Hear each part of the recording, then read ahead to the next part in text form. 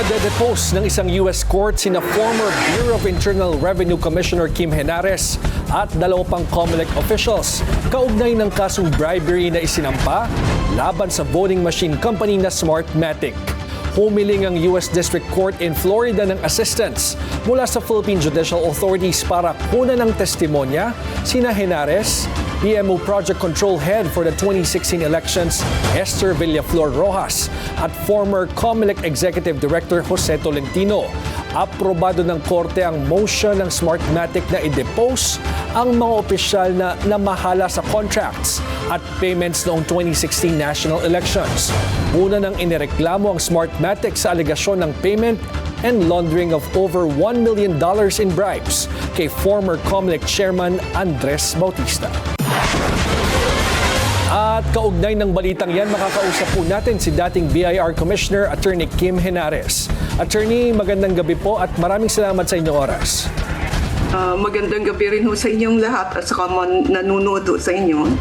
Attorney, na-approve ng US Federal Court ang request na kunin ang testimony ninyo sa Smartmatic bribery at money laundering case. Natanggap na po ba ninyo yung formal na imbitasyon?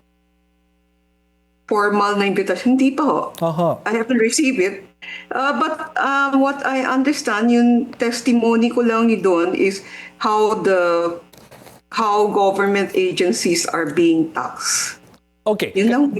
Actually, yun nga po yung sanang gusto kong puntahang tanong po. Kasi ano ba yung gustong malaman ng investigators mula sa inyo? Especially that kinakailangan pang hingi ng testimonya ninyo sa kasong ito.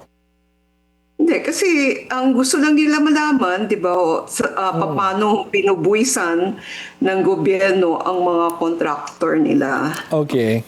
So, like, for example, gusto nila malaman kung magkano ba ho yung VAT na i-impose sa kanila, no?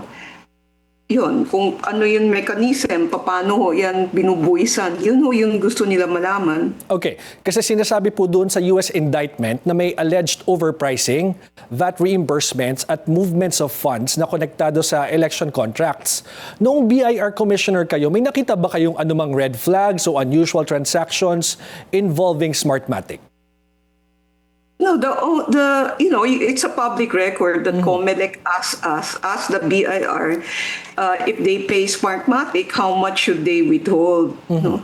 So for VAT, we just answered them, and I think you can find that in the records of the BIR that when government contract with like procure something, they withhold 5%. Final withholding tax for VAT.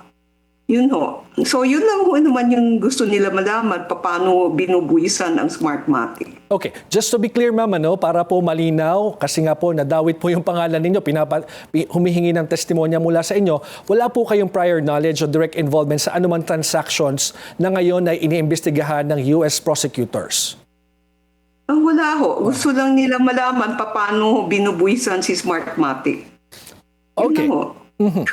Para sa inyo ba? Ma'am, kasi syempre ang tinatanong ng mga tao, iniimbestigahan yung Smartmatic bilang kumpanya na nag-supply sa atin ng vote counting machines. Wala ba itong epekto? Well, at least kayo po, kayo naman, bukod sa pagiging dating commissioner po ng BIR, ay kayo po ay abogado. Wala ba itong epekto doon sa siguro sa credibility ng elections ng mga nakaraan, especially that na-involve yung Smartmatic dito sa ganitong klaseng kaso? Yun aspect na pinahinihingi na ng testimony. Ang pagkaalam ko kasi, una, kung ano man yung babayaran ng COMELEC, nagbawas siya ng 12%. Which is mali. Dapat 5% lang. Yun ho. Kaya siguro may binalik kasi na sobrahan yung pagkabawas, so binalik ng COMELEC sa Smartmatic. So yun yung gusto lang nila malaman kung may basihan ba yung pagbabalik nun 7%. And sa pananaw po ninyo, may pagkakamali po ba doon sa nangyaring iyon na binalik yung sobrang siningil or sobrang na-withhold na tax? Actually, wala naman ang pagkakamali kasi sa National Internal Revenue Code, ang withholdin mo lang is 5%. Okay. Tapos meron pa hong special batas ang Smartmatic. Kung titingnan nyo, dapat wala hong wini-withhold. Kasi yung law, yung batas, nagsasabi, exempt po sila sa buwis. Okay. Sa laki po nung kasong ito, attorney, no? Sa tingin niyo po ba kailangan repasuhin o reviewin yung mga kontrata na pinapasok ng ating gobyerno, no, in relation to big tech companies kagaya ng Smartmatic at lalo pat may kinalaman po ito sa ating eleksyon? Siguro, generally speaking, no, kasi galing ako siyempre ako, nagko-collect ako ng buwis, no. So, as far as I'm concerned, ang gusto kong reform is dapat hindi inaako, dapat may batas tayo na nagsasabi kung magpapasok ko ng kontrata ang gobyerno, hindi pwedeng akuin ng gobyerno yung buwis nung kakontrata niya. Oo, dapat kasi para po lumaki ang income natin. Ano po? Kasi kumikita sila sa atin, so dapat magbayad to sila ng buwis sa atin, di ba?